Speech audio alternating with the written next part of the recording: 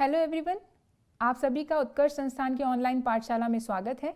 आज का हमारा जो टॉपिक है वो है जियोलॉजिकल टाइम स्केल और भूगर्भिक इतिहास, geological history of the earth. देखिए, जिस तरीके से हम सभी को हमारी उम्र पता होती है कि मेरी उम्र कितनी है या किसी हमारे दोस्त की उम्र कितनी है, उसी तरह से पृथ्वी की भी हमारी उम्र है या पृथ्वी में पृथ्वी का एक अपना इतिहास है कि पृथ्वी कैसे बनी, कब बनी। इसमें जो विभिन्न प्रकार के जो अवयव हैं जो हम देखते हैं, जैसे पेड़ हैं, पौधे हैं, आपके जीव जंतु हैं, कुछ समुद्री जीव हैं, कुछ स्थलीय जीव हैं, कुछ उभयचर भी हैं। तो ये सभी जीव कैसे आए, कब बने, ये सारी चीज़ें जो हैं आज हम अपने टॉपिक में देखने जा रहे हैं, पृथ्वी का भूगर्भिक इतिहास। देखिए, सबसे पहले हम जब ये टॉपिक पढ़ेंगे तो उससे पहले हमें ये पता करना जरूरी है कि हमें ये इतिहास पता कैसे चला, ये जो हिस्ट्री है पृथ्वी की वो हमें कैसे पता चली, उसके मेथड्स क्या थे हमें पता करने के। क्योंकि हमारी एक औसत मानव की आयु कितनी होती है, 100 वर्ष, लेकिन पृथ्वी तो हमारी करोड़ों अरबों वर्ष पुरानी है। तो इसका ये जो इतिहास है हमें कैसे पता चला आज के समय में, तो इसकी बहुत सारी पद्धति हैं पता करने की जो एक एक करके चर्चा में आई। पहली है रेट ऑफ सेडिमेंटेशन, जैसे अवसादीकरण की दर क्या होती है। देखिए, जैसे अभी हम देखते हैं कि अगर हम अपने घर को 7 दिन के लिए बंद कर दें तो क्या होता है, बहुत सारी धूल जम जाती है। वो धूल क्या है, जो उड़ के आती है और परत दर परत जमा होती रहती है। तो इसी तरीके से किसी भी अवसाद के जमने की एक दर होती है और ये दर जो होती है वो है 1.67 मिलीमीटर प्रति ईयर। तो इस दर से जब ये अवसादीकरण हो रहा है तो हम देख सकते हैं कि पृथ्वी पे कितने अवसाद जमा हो चुके हैं और इस तरीके से हम पृथ्वी की जो है आयु पता कर सकते हैं। दूसरा तरीका है हमारा सैलिनिटी ऑफ द ओशियन, यानी महासागरों की लवणता। यानी जिस तरह से महासागर हैं बहुत ही लवणीय हैं, हमें पता है लगभग 35 जो है पीपीटी जो महासागरों की लवणता है। तो इस लवणीयता का जो राज है या जो स्रोत है वो क्या है, वो हमारी जो नदियां हैं या स्थल से जो भी चीज़ें महासागरों में जा रही हैं वो उसकी लवणीयता को बढ़ा रही हैं। तो हम ऐसा सोच सकते हैं कि अगर हम ये दर पता कर लें कि प्रतिवर्ष कितना लवण जो है महासागरों में जा रहा है और उसकी हम तुलना कर लें कि आज महासागरों की लवणता कितनी है, तो उस तरीके से हम पृथ्वी का इतिहास पता लगा सकते हैं। फिर क्या है, एज ऑफ फॉसिल्स, यानी हमें बहुत सारे जीवाश्म जो मिलते हैं उनकी उम्र क्या है, उसके हिसाब से हम पृथ्वी की आयु का पता कर सकते हैं। लेकिन इस पद्धति में भी एक प्रॉब्लम है और वो क्या है कि जो आपकी फॉसिल्स हैं, एक ऐसा भी समय था जब तक कोई जीव पृथ्वी पर नहीं था, तो उस समय को हम पता नहीं कर सकते। इसके बाद है हमारा rate of cooling of the earth, यानी पृथ्वी के शीतलन की दर क्या है। अब देखिए, पृथ्वी जो है वो धीरे धीरे ठंडी हुई। आपको पता है कि सूरज की तरह एक आग का गोला थी और फिर उसके बाद धीरे धीरे हमारी पृथ्वी ठंडी हुई। लेकिन इसमें प्रॉब्लम क्या है कि शीतलन की दर जो है, कभी सूरज भी ज़्यादा गर्म रहा होगा, फिर अब धीरे धीरे ठंडा हो गया होगा और ठंडा हो रहा है। सूरज क्या है, एक तारा है। तो इस तरीके से हमें बेसिकली पता नहीं है कि किस तरह से शीतलन की दर कांस्टेंट रही या नहीं रही या वैरी हुई। तो हम ये वाला मेथड भी ढंग से पता नहीं कर सकते। अगला आता है हमारा रेडियोमेट्रिक डेटिंग। देखिए, हमने कार्बन डेटिंग के बारे में तो सुना है, रेडियोमेट्रिक डेटिंग क्या है, ये भी एक कार्बन डेटिंग जैसा ही है। देखिए, रदरफोर्ड ने 1904 में पहली बार जो है रेडियोमेट्रिक डेटिंग के थ्रू ये पता करने की कोशिश की कि जो पृथ्वी है उसकी उम्र क्या है। तो रेडियोमेट्रिक डेटिंग जो है उसके अंदर क्या होता है, देखो कोई भी रेडियो एक्टिव पदार्थ होते हैं तो उन रेडियो एक्टिव पदार्थ की एक अर्ध आयु होती है, यानी उतने समय में वो रेडियो एक्टिव पदार्थ अपना आधा रह जाता है और आधा होके क्या होता है, वो किसी दूसरे तत्व में बदल जाता है। ठीक है, तो इसी तरीके से दो हमारे रेडियो एक्टिव तत्व हैं, यूरेनियम और थोरियम, जो कि डिके होके डिसइंटीग्रेट होके क्या बन जाते हैं, वो बन जाते हैं लेड बन जाते हैं, सीसा बन जाते हैं। तो इस तरीके से हम उन दोनों तत्वों का उपयोग करके एक सटीक जो है पृथ्वी की आयु पता कर सकते हैं। तो इसलिए सबसे ज़्यादा इनमें से मान्य जो है वो है रेडियोमेट्रिक डेटिंग। और छोटे जो चीज़ होती है उनको कोई भी जीव है उनकी हम पता करने के लिए क्या यूज़ करते हैं, कार्बन डेटिंग यूज़ करते हैं, जिसके अंदर कार्बन 14 का हम इस्तेमाल करते हैं। और लेकिन पृथ्वी की जब हम आयु का पता लगाने के लिए रेडियोमेट्रिक डेटिंग यानी यूरेनियम या थोरियम का इस्तेमाल करते हैं। तो ये आपको समझ आए कौन कौन सी पद्धति हैं पृथ्वी का इतिहास पता करने के लिए।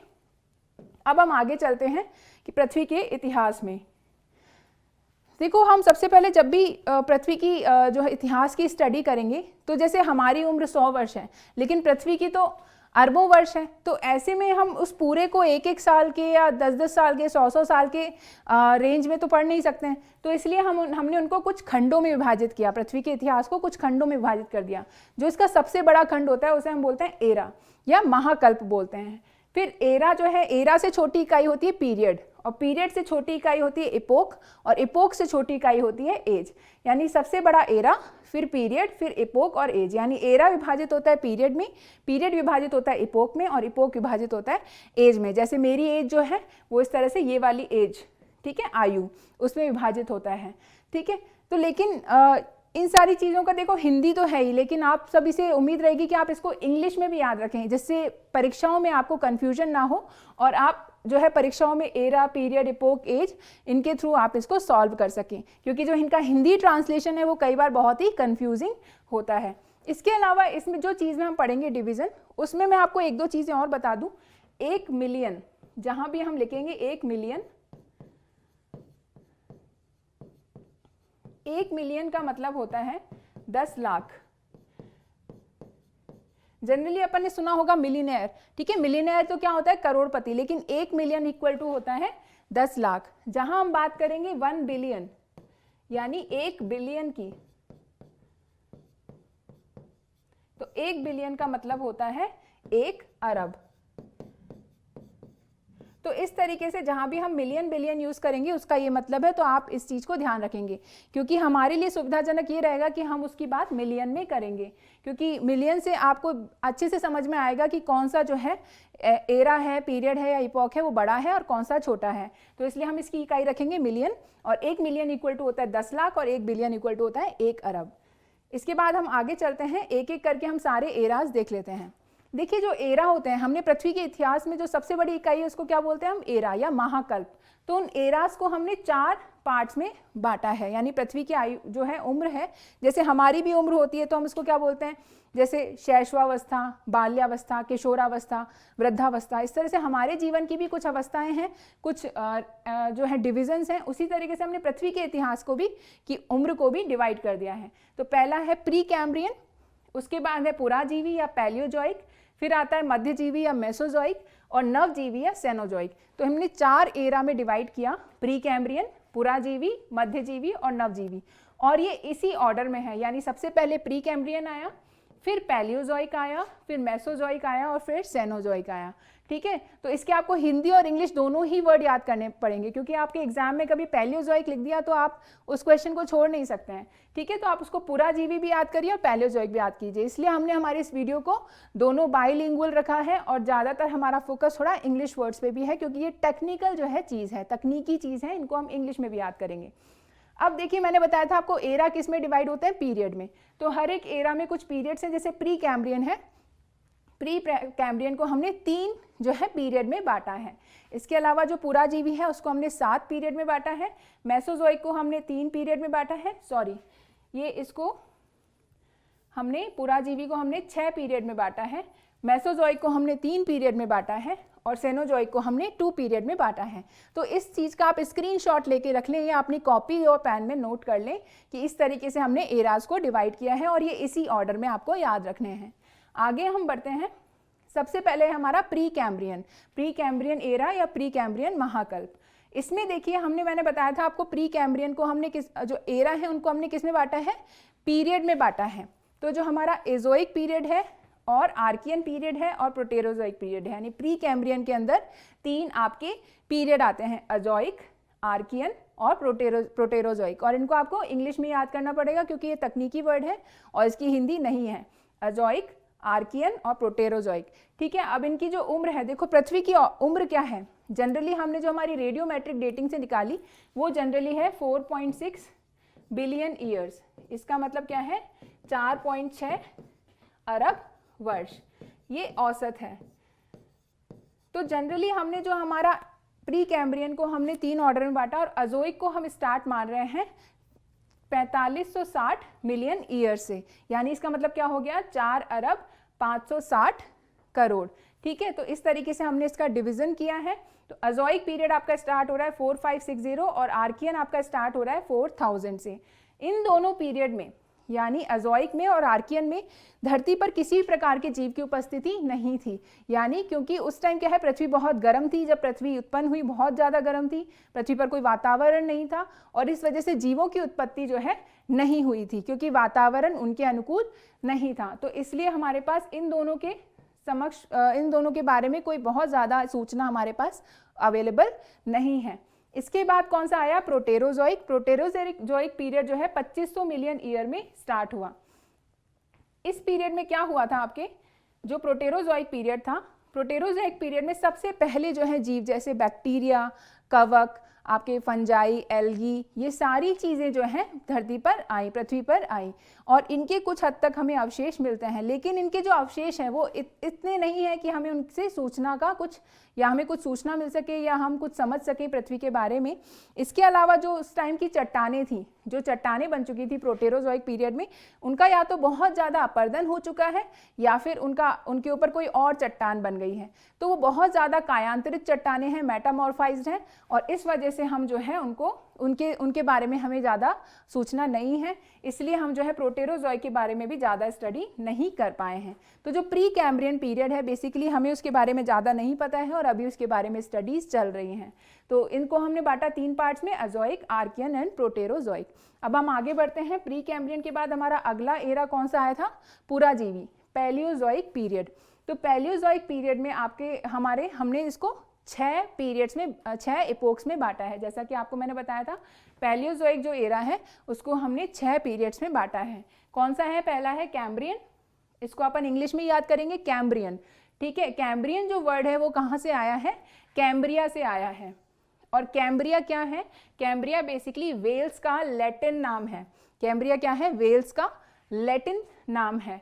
उसके बाद उस टाइम जो है कैम्ब्रिया में एक कैम्ब्रियन हलचल हुई, कैम्ब्रियन पीरियड में एक कैम्ब्रियन हलचल हुई। कैम्ब्रियन हलचल यानी एक पर्वत, देखिए जैसे जैसे पृथ्वी का आविर्भाव हुआ या पृथ्वी का इतिहास चलता है वैसे वैसे कुछ पर्वत निर्माणकारी गतिविधियां भी होती हैं, माउंटेन बिल्डिंग एक्टिविटीज भी होती हैं। तो माउंटेन बिल्डिंग एक्टिविटीज में जो सबसे पहली हमें पता है वो है कैम्ब्रियन हलचल, जो कैम्ब्रियन पीरियड में हुई। और कैम्ब्रियन पीरियड हमारा कब है, 560 मिलियन ईयर्स पहले स्टार्ट हुआ था।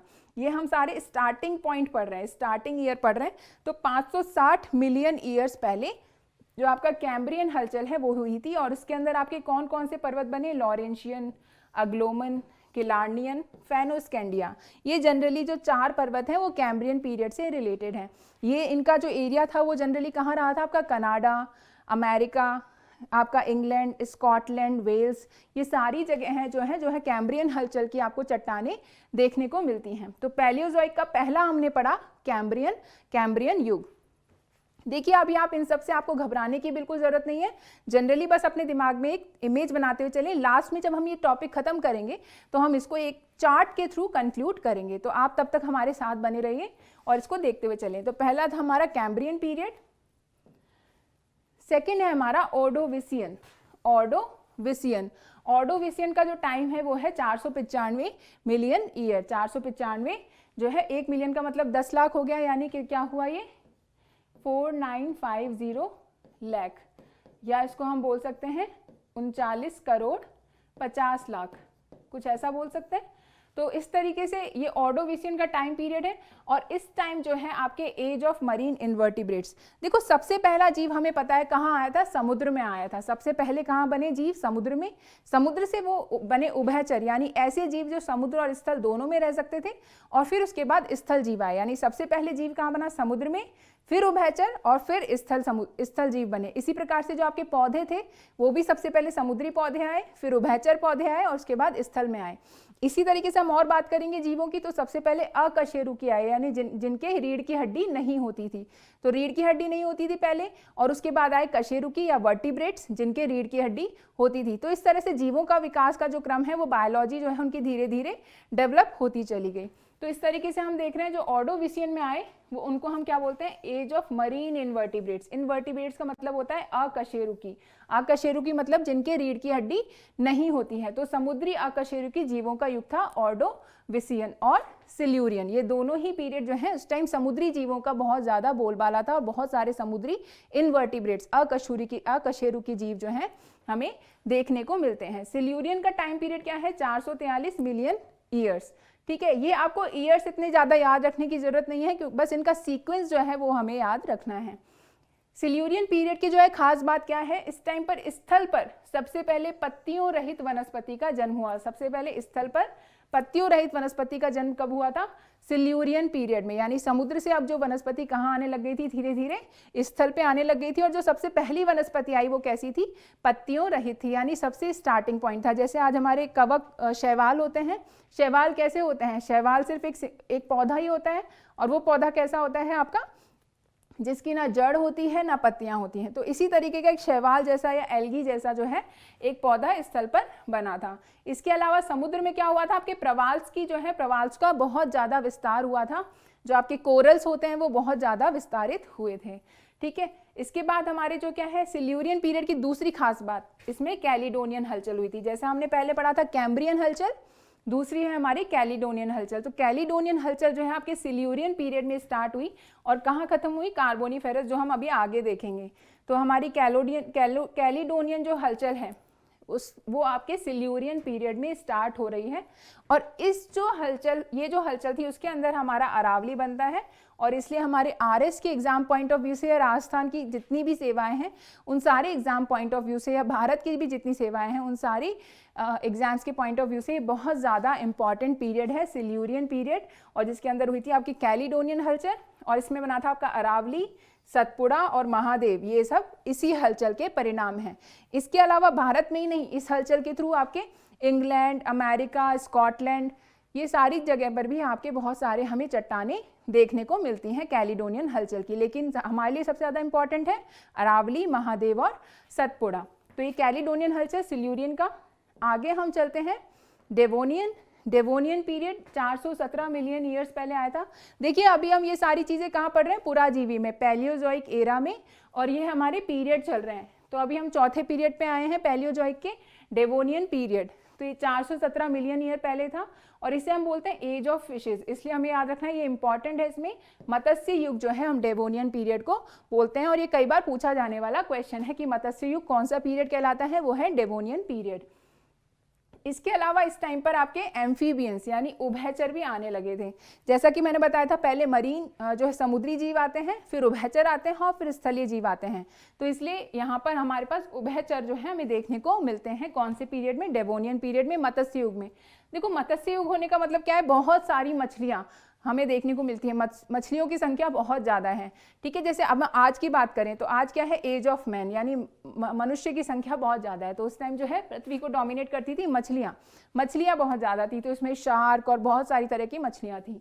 अब हम बात करें उभयचर थे। इसके अलावा स्थल पे मैंने जैसे बताया था आपको पहले कि पत्तियों रहित पौधे जो हैं वो स्थल पे आ गए थे, और इस पीरियड में आगे क्या आ गया, आपके फर्न आ गए थे, यानी मुलायम पत्ती वाले पौधे आपके स्थल पे हमें दिखने लगे थे। डेवोनियन पीरियड में आके फर्न, जिन्हें हम बोलते हैं फर्न, जो है मुलायम पत्तियों वाली वनस्पति हमें देखने को मिलती है। इसके बाद हमारा आता है कार्बोनिफेरस पीरियड। कार्बोनिफेरस पीरियड का टाइम है 354 मिलियन ईयर्स। अब कार्बोनिफेरस में आपको दिख रहा है कार्बन वर्ड, दिख रहा है आपको ये कार्बन, तो इसका मतलब यह है कि इस पीरियड में जो है कोयला बना था। सबसे पहले जो कोयला हमें ज़्यादातर मिलता है वो कार्बोनिफेरस पीरियड का मिलता है। कोयले का निर्माण जो है प्रारंभ हो जाता है कार्बन से, कोयला आप याद कर सकते हैं। तो कार्बोनिफेरस में कोयला मिलता है, और ये भी जनरली एग्जाम में पूछा जाने वाला क्वेश्चन है कि कोल फॉर्मेशन, कोयले का निर्माण कब प्रारंभ हुआ, कार्बोनिफेरस में। इसके अलावा जो है इसे एज ऑफ एम्फीबियंस भी बोलते हैं। डेवोनियन क्या था, एज ऑफ फिशेस, और यहाँ पे एम्फीबियंस हमें दिखने लगे थे।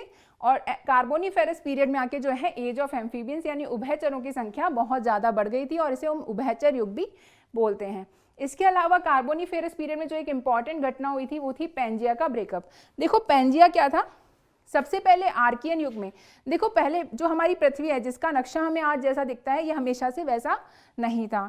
ये बहुत बार चेंज होता रहता है, और अभी भी चेंज हो रहा है। हमें पता ही है कि हमारी जो प्लेट्स हैं वो सरक रही हैं। तो सबसे पहले आर्कियन युग में एक पैंजिया बना था। पैंजिया क्या था, जितने भी आज हमें महाद्वीप दिखते हैं यानी स्थलीय भाग दिखते हैं, वो सब एक साथ जुड़े हुए थे, और उसे हम बोलते थे पैंजिया, जो कि एक सुपर महाद्वीप था। ठीक है, सुपर कॉन्टिनेंट था, और उसके जितने भी हमें महासागर आज दिखते हैं वो सारे महासागर भी एक साथ जुड़े हुए थे। जैसे कि हम क्या बोलते थे, पैंथलासा बोलते थे, सुपर ओशन बोलते थे या सुपर महासागर इसे हम बोलते थे। तो वो जो पैंजिया था वो कार्बोनिफेरस पीरियड में आके ब्रेक होने लगा, और जैसा कि आज हमें विश्व का नक्शा दिखता है उस तरीके से धीरे धीरे प्लेट्स जो है मूव होने लगी थी। तो पैंजिया, ये सारी चीज़ें पैंजिया पैंथेलासा हम अपने अगले वीडियो में जो है वो देखेंगे, अभी हम इसको शॉर्ट में समझ रहे हैं। तो पैंजिया का ब्रेकअप आपका स्टार्ट हुआ था कार्बोनिफेरस पीरियड में। आगे हम बढ़ते हैं, पर्मियन, ये छठा जो है लास्ट है आपके पुराजीवी एरा का लास्ट आपका पीरियड है पर्मियन, और ये कब स्टार्ट हुआ था? 290 मिलियन ईयर्स एगो। देखो हम 560 से शुरू हुए थे पुराजीवी में और हम कहाँ तक आ गए? 290 तक आ गए हैं। ठीक है, इसके अंदर क्या हुई थी आपकी? हर्सिनियन हलचल, तीसरी हलचल। हम कौन कौन सी पढ़ चुके हैं? कैम्ब्रियन पढ़ चुके हैं, उसके बाद कैलिडोनियन पढ़ चुके हैं, और तीसरी हमारी है हर्सिनियन हलचल। और इसके अंदर जो यूएसए का अपलेशियन पर्वत है वो हमें आज दिखाई देता है, जो कि यूएसए में वो हर्सिनियन हलचल के टाइम धीरे धीरे बनने लगा था। इसके अलावा ये पर्मियन जो है हमारे लिए क्यों इंपॉर्टेंट है कि जो हमारी दामोदर श्रेणी में जो हमें कोयला मिलता है, देखो कोयला निर्माण कब प्रारंभ हुआ? कार्बोनिफेरस में शुरू हुआ, लेकिन जो हमें भारत में दामोदर श्रेणी में कोयला मिलता है वो कब बना था? पर्मियन पीरियड में बना था। तो ये हमें याद रखना है, दामोदर श्रेणी का कोयला। तो इस तरीके से हमारा जो पुराजीवी महाकल्प है वो खत्म होता है। आगे हम चलते हैं मध्यजीवी की ओर, मेसोजोइक। इसके अंदर हमारे 3 पीरियड हमें दिखाई देते हैं। पहला है ट्रियासिक, जुरासिक और क्रिटेशियस। और जुरासिक तो शायद आप सभी ने सुना होगा और बहुत लोगों ने मूवी भी देखी होगी, जुरासिक वर्ल्ड। और क्या था उस मूवी में? डायनासोर। सो ऑब्वियसली जो हमारा मध्यजीवी है वो मेनली रिलेटेड है डायनासोर से।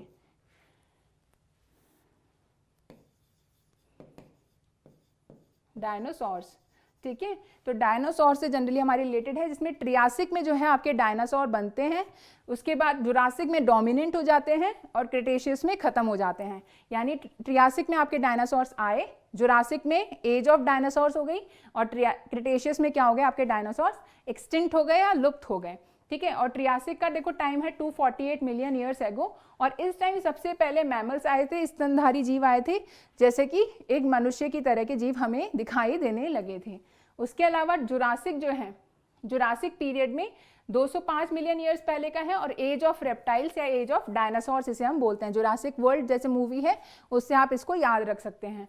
ठीक है, इसके अलावा इस पीरियड में जो खास बात क्या थी, यूरोप में जो लोहा पाया जाता है, आयरन जो पाया जाता है यूरोप में, वो इस पीरियड में हमें दिखाई देता है। और साउथ अफ्रीका में, दक्षिण अफ्रीका में जो हीरा मिलता है, डायमंड, वो भी हमें इस पीरियड का दिखाई देता है। यानी जुरासिक पीरियड में 3 घटनाएं हुई, एक तो एज ऑफ डायनासोर्स, इसके अलावा यूरोप का लोहा और दक्षिण अफ्रीका का हीरा। तो ये तीनों चीजें हमें जुरासिक पीरियड की देखने को मिलती हैं। इसका लास्ट मेसोजोइक का जो लास्ट पीरियड है वो है क्रिटेशियस। और क्रिटेशियस पीरियड जो है उसका ये शब्द, जो क्रिटेशियस शब्द है वो बना है ग्रीक शब्द के क्रेटा वर्ड से। यानी ग्रीक जो भाषा है उसका क्रेटा जो वर्ड है उससे बना है, और क्रेटा का मतलब होता है खड़िया, यानी खड़िया मतलब चूना पत्थर। तो ये जो टाइम है, क्रिटेशियस जो पीरियड है, इस टाइम चूना पत्थर की चट्टानें जो है हमें बहुत ज़्यादा देखने को मिलती हैं। यानी क्रेटा यानी खड़िया और चूना पत्थर, इसलिए इसका नाम क्रिटेशियस रखा गया। ठीक है, इसका टाइम पीरियड है 142 मिलियन ईयर्स, और इस टाइम जो है गोंडवाना लैंड का विखंडन हुआ। अब देखिए, सबसे पहले मैंने बताया था आर्कियन में क्या हुआ था, आपका पेंजिया बना था। उसके बाद कार्बोनिफेरस में क्या हुआ था, आपका पेंजिया का विखंडन शुरू हुआ। अब पेंजिया का जब विखंडन हुआ था, जो आपका सुपर कॉन्टिनेंट था, उसका विखंडन शुरू हुआ, तो वो 2 पार्ट्स में बढ़ गया, एक नॉर्थ और एक साउथ। तो जो नॉर्थ में पार्ट था उसे तो हम बोलते हैं अंगारा लैंड, और जो साउथ में पार्ट था उसे हम बोलते हैं गोंडवाना लैंड। ठीक है, तो इस टाइम जो था क्रिटेशियस पीरियड के अंदर क्या हुआ, जो गोंड वाला लैंड था यानी दक्षिण वाला पार्ट था, उसका भी ब्रेकअप जो है आपका शुरू हो जाता है गोंडवाना लैंड का विखंडन के नाम से। आगे हम बढ़ते हैं, हमारा अगला आता है सेनोजोइक यानी नवजीवी। हमने 4 जो है एरा पढ़े थे। सबसे पहला कौन सा था, प्री कैम्ब्रियन। उसके बाद हमारा आया था पैलियोजोइक या पुराजीवी, फिर मेसोजोइक यानी मध्यजीवी, और लास्ट जो था हमारा सेनोजोइक नवजीवी। अब जो सेनोजोइक हमारा पीरियड था, इसको हमने 2 पीरियड्स में बांटा। पहला तो था टर्शरी और दूसरा है क्वार्टरनरी। और मैंने आपको बताया था कि सबसे पहले आता है आपका एरा, फिर आता है आपका पीरियड, फिर आता है इपोक, और उसके बाद आता है एज। ठीक है, तो हम बात कर रहे हैं सेनोजोइक एरा की, जिसका टर्शियरी पीरियड था, और उस टर्शियरी पीरियड को हम क्या है 5 आपके इपोक्स में बांटते हैं। ठीक है, यानी एरा था सेनोजोइक, पीरियड था टर्शियरी, और आपका इपोक जो है वो है 5 इस टर्शियरी पीरियड में। पहला है पैलियोसीन। देखो, जो टर्शियरी पीरियड है उसकी खास बात जो है, और अक्सर पूछा जाने वाला क्वेश्चन है, देखो 4 माउंटेन बिल्डिंग यानी पर्वत निर्माणकारी 4 हलचलें हुई थी। पहली कौन सी थी, कैम्ब्रियन थी, जो कि कैम्ब्रियन पीरियड में हुई थी। दूसरी थी आपकी कैलिडोनियन जो कि आपकी सिल्यूरियन में स्टार्ट हुई थी और कार्बोनिफेरस तक चली थी। थर्ड थी आपकी हर्सिनियन जो कि हमने देखी पर्मियन काल में। और फोर्थ हम यहाँ पढ़ने जा रहे हैं अल्पाइन माउंटेन। और अल्पाइन माउंटेन सिस्टम जो है, अल्पाइन पर्वत निर्माण जो तंत्र है वो हमारे लिए बहुत ज़्यादा इंपॉर्टेंट है, क्योंकि जो हमारा हिमालय है वो भी टर्शरी पीरियड में अल्पाइन माउंटेन सिस्टम के अंदर बना था। हमारी हिमालय की जो तीनों रेंजेस हैं यानी वृहद हिमालय, लघु हिमालय और शिवालिक, वो तीनों जो है आपके अल्पाइन माउंटेन सिस्टम के अंदर टर्शरी पीरियड में बनी थी। पहला है इसके अंदर आपका पैलियोसीन। इसके अलावा जो आपके अल्पाइन माउंटेन सिस्टम है उसके अंदर आपके जो जितने भी वलित पर्वत आज हमें दिखाई देते हैं जैसे रॉकीज, एंडीज, आप्स, एटलस, ये सारे जो हैं वो आपके टर्शरी पीरियड में ही अल्पाइन माउंटेन सिस्टम के अंदर बने थे। पैलियोसीन पीरियड के अंदर जो है आपके ये एंडीज, रॉकीज ये सारे बन गए थे। और यहाँ पे घोड़ा भी हमें दिखाई देता है कौन से पीरियड में, पैलियोसीन पीरियड में। उसके बाद आता है आपका इयोसीन पीरियड और ये 55 मिलियन ईयर्स पहले था और इसमें हमारा वृहद हिमालय, ग्रेटर हिमालय जो है वो बनना प्रारंभ हुआ था। ओलिगोसीन जो पीरियड है 34 मिलियन ईयर एगो, इसे हम एज ऑफ मंकीज बोलते हैं यानी कपी युग बोलते हैं। और जो हमारे बेसिकली हम क्या बोलते हैं, जो बंदर थे वो मनुष्य के पूर्वज थे। तो यानी यहाँ पे एज ऑफ मंकीज यानी अब मंकीज जो है बंदरों की संख्या बढ़ रही है, कपी युग इसे हम बोल रहे हैं। तो इसके बाद धीरे धीरे हम देखेंगे मनुष्य का जो है आविर्भाव हुआ था। इसके बाद है मायोसीन पीरियड जो कि 24 मिलियन ईयर्स पहले था और ये लघु हिमालय भी हम इसमें लघु हिमालय जो है उसका निर्माण होता है लेसर हिमालय का। और लास्ट है इसका हमारा प्लायोसीन पीरियड, 5.3 मिलियन ईयर्स पहले आया था यानी 53 लाख साल पहले आया था ये। और इसके अंदर हमारी शिवालिक रेंजेस जो हैं वो बनती हैं, ठीक है। लेकिन इसमें देखो इससे कई सारे क्वेश्चन बनते हैं। पहला तो ये बन सकता है आपका कि वृहद हिमालय कौन से युग में बना था, तो टर्शरी पीरियड में बना था। और अगर आपसे इपोक पूछ ले तो भी आप बता सकते हो कि इयोसीन इपोक में बना था। इसके अलावा जो है आपका लघु हिमालय किस में बना था, मायोसीन में बना था। आपका शिवालिक किस में बना था, प्लायोसीन में बनाया था। कपी युग कब आया था, ओलिगोसीन में आया था। और एक और जो इंपॉर्टेंट क्वेश्चन इससे अक्सर बनता है वो क्या है कि सबसे बड़ा टर्शरी इपोक कौन सा था, यानी टर्शरी पीरियड का सबसे लंबा इपोक कौन सा था। तो अगर हम ये सारे ईयर्स देखें, इन सारे ईयर्स को देखकर हम पता लगा सकते हैं कि सबसे लंबा जो है टर्शरी इपोक कौन सा था, इयोसीन। देखो पैलियोसीन कब स्टार्ट हुआ था, 65 तक, और उसके बाद इयोसीन आया 55 में, यानी 10 का अंतर है, ठीक है। इसकी अगर हम बात करें तो कितने का अंतर है, 21 का अंतर है।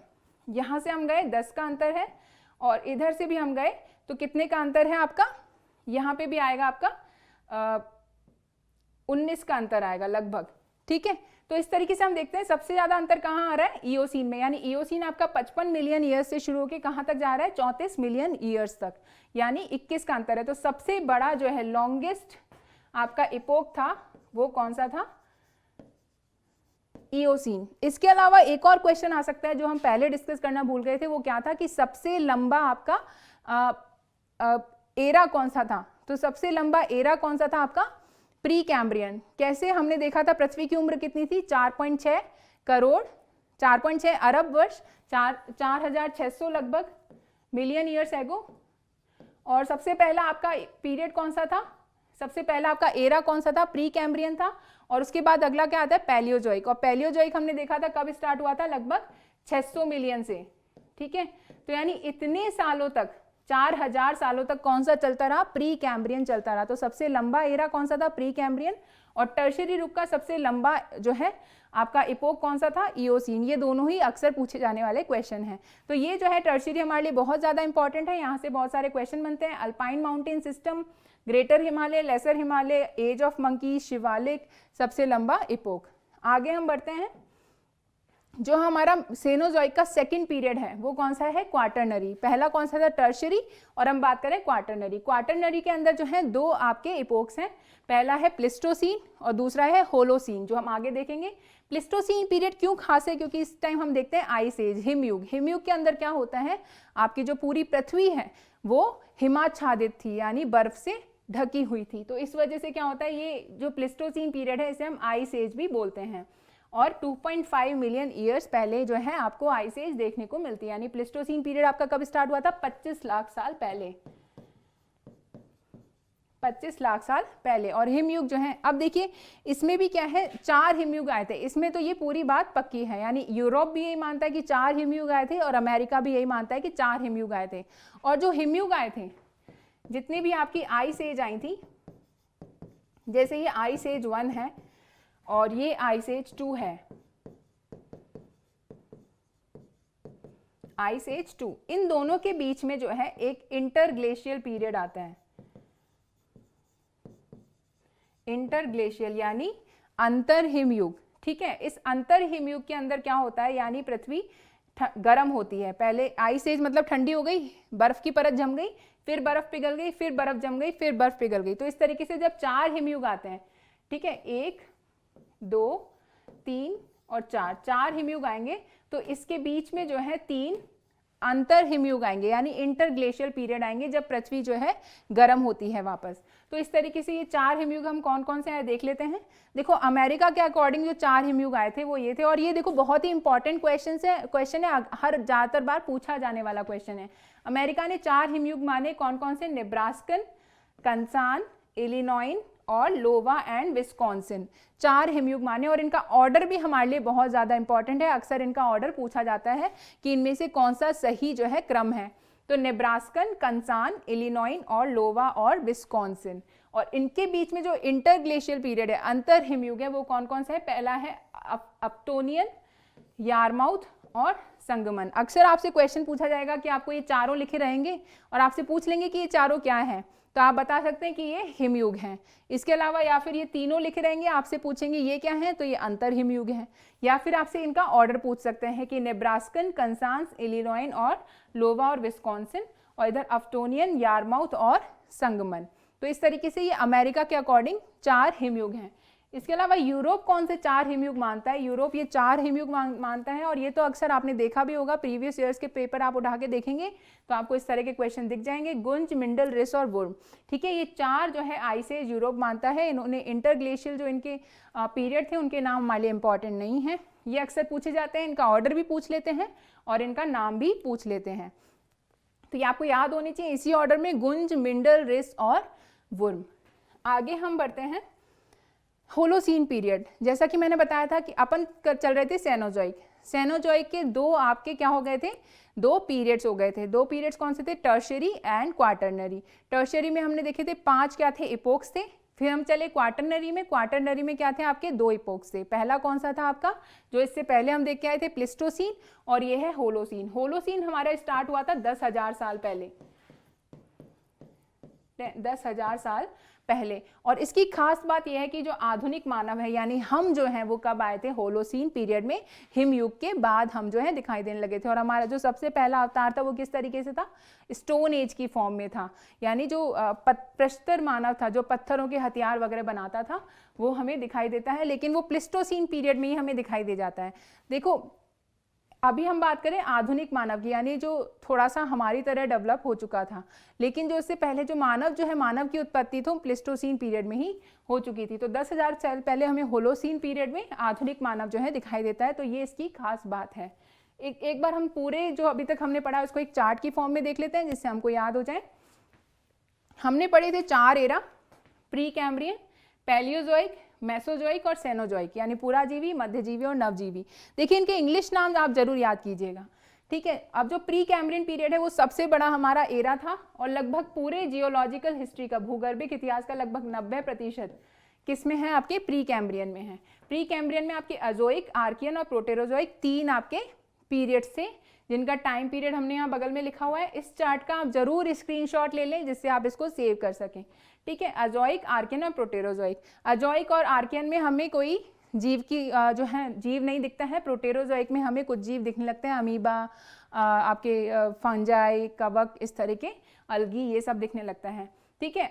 आर्कियन में एक और चीज़ थी, आर्कियन जो पीरियड था, इस पीरियड में आपके क्या होता है, आपके आग्नेय चट्टानें, इग्नियस रॉक्स जो है हमें देखने को मिलती हैं। और भारत में भी जो हमें धारवाड़ क्रम की चट्टानें मिलती हैं वो आर्कियन पीरियड की हैं। इसके अलावा जो प्रोटेरोजोइक पीरियड है, इसके अंदर हमें सेडिमेंट्री यानी अवसादी चट्टानें देखने को मिलती हैं। और भारत में जो हमें कुड़प्पा और विंध्यन क्रम की चट्टानें मिलती हैं वो आपके प्रोटेरोजोइक पीरियड की हैं। यानी Archean is related to Dharwar, और Proterozoic is related to Cuddapah and Vindhyan, Cuddapah और विंध्यन। इस तरीके से ये थी आपकी आग्नेय चट्टान, इग्नियस रॉक्स, आग्नेय, और ये जो है ये दोनों कुड़प्पा और विंध्यन ये क्या है आपकी अवसादी चट्टान या सेडिमेंट्री रॉक्स, अवसादी चट्टान।